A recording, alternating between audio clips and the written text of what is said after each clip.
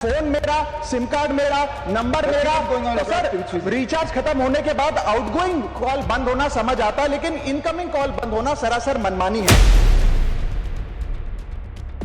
क्या हमें कुछ इस प्रकार के प्रपोजल पर टोल प्लाजा पे खड़ा होना पड़े तो उसको फ्री में जाने की इजाजत दी जाए? और प्राइवेट अस्पतालों की सर हालात ये हैं कि अगर आज आपको प्राइवेट अस्पताल में इलाज करना पड़े तो आपको लोन लेना पड़ता है, अपने घर के गहने, अपना रियल एस्टेट एसेट बेचकर पता नहीं कितने हजारों लाखों लोग हर साल भारत में गरीबी रेखा के नीचे चले जाते हैं। इसीलिए मैं प्रपोज करता हूं कि भारत में joint filing of income tax return लाया जाए, जिससे मैरिड कपल्स को ऑप्शन दिया जाए। इंडियन वोटर के पास राइट टू इलेक्ट है, वैसे ही राइट टू रिकॉल भी होना चाहिए। अगर देश का मतदाता अपने नेताओं को हायर कर सकता है तो वो नेताओं को फायर करने की शक्ति भी उसे मिलनी चाहिए।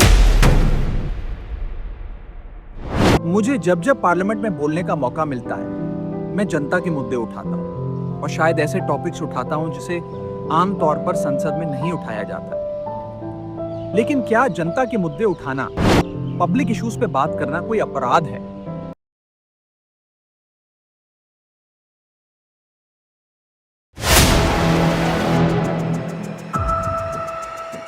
नमस्कार, मैं हूं विदे सिंह और आप देख रहे हैं फोपीएम महाराष्ट्र। आज हम बात करेंगे उस नेता की जिसे कभी आम आदमी पार्टी का पोस्टर बॉय और अरविंद केजरीवाल का सबसे भरोसेमंद साथी माना जाता था। जी हां, हम बात कर रहे हैं राज्यसभा सांसद राघव चड्ढा की। लेकिन पिछले कुछ दिनों में जो हुआ उसने सबको हैरान कर दिया है। पार्टी के भीतर एक ऐसी दरार सामने आई है जिसने राजनीतिक गलियारों में खलबली मचा दी है। क्या राघव चड्ढा को पार्टी से दरकिनार किया जा रहा है या फिर राघव चड्ढा खुद अपनी नई राह चुन रहे हैं? आइए जानते हैं इस पूरी कहानी का एक एक पन्ना। कहानी शुरू होता है 3 अप्रैल 2026 से, जब आम आदमी पार्टी ने एक चौंकाने वाला फैसला लिया।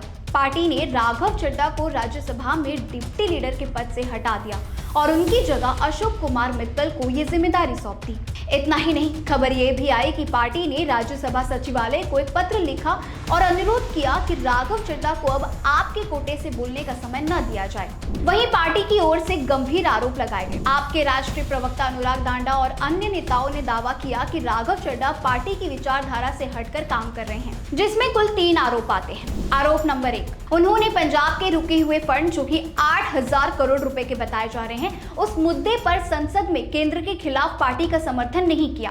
आरोप नंबर 2, वो बीजेपी और प्रधानमंत्री मोदी के साथ करीबी संबंध बनाने की कोशिश कर रहे हैं। आरोप नंबर 3, जब पार्टी के अन्य नेता जेल जा रहे थे या संघर्ष कर रहे थे तब राघव की चुप्पी ने सवाल खड़े कर दिए।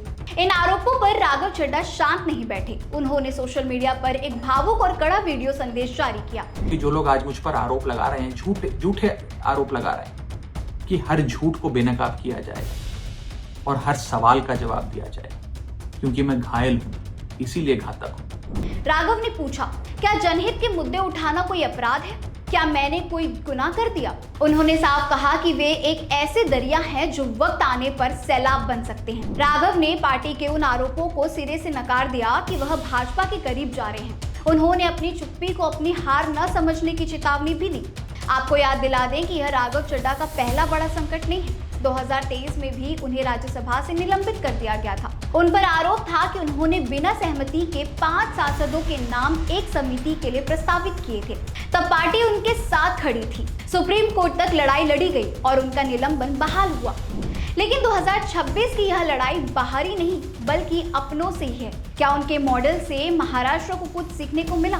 दरअसल राघव चड्ढा सीधे तौर पर महाराष्ट्र की सरकार का हिस्सा नहीं है, लेकिन उनकी पार्टी आम आदमी पार्टी ने दिल्ली और पंजाब में जो मॉडल पेश किया है उसकी चर्चा पूरे देश में हो रही है। राज्यसभा सांसद राघव चड्ढा ने मुंबई एयरपोर्ट पर यात्रियों को होने वाली परेशानी और वहां पर मिलने वाले महंगे खान पान का मुद्दा संसद में प्रमुखता से उठाया था। उन्होंने इस संबंध में केंद्र सरकार का ध्यान आकर्षित किया, जिसके परिणाम स्वरूप एयरपोर्ट पर सस्ती दरों पर खाद्य पदार्थ उपलब्ध कराने के लिए उड़ान यात्री कैफे की शुरुआत की गई, जहां अब 10 रुपए में चाय उपलब्ध है। वहीं शिक्षा, स्वास्थ्य और सरकारी सेवाओं में सुधार के जो दावे किए जाते हैं उनकी तुलना अब दूसरे राज्यों में भी की जा रही है, जिसमें महाराष्ट्र भी शामिल है। राजनीतिक जानकारों का मानना है कि ऐसे मॉडल से राज्यों के बीच एक परफॉर्मेंस प्रेशर बनता है, जहां हर सरकार को बेहतर काम दिखाना पड़ता है।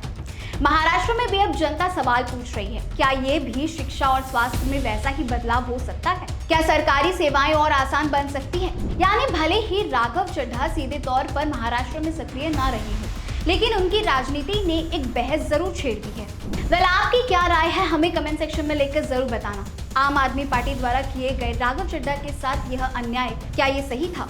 हमें कमेंट्स में जरूर बताइएगा। ऐसे ही मुंबई महाराष्ट्र से लेटेस्ट अपडेट्स के लिए सब्सक्राइब करें 4PM महाराष्ट्र को।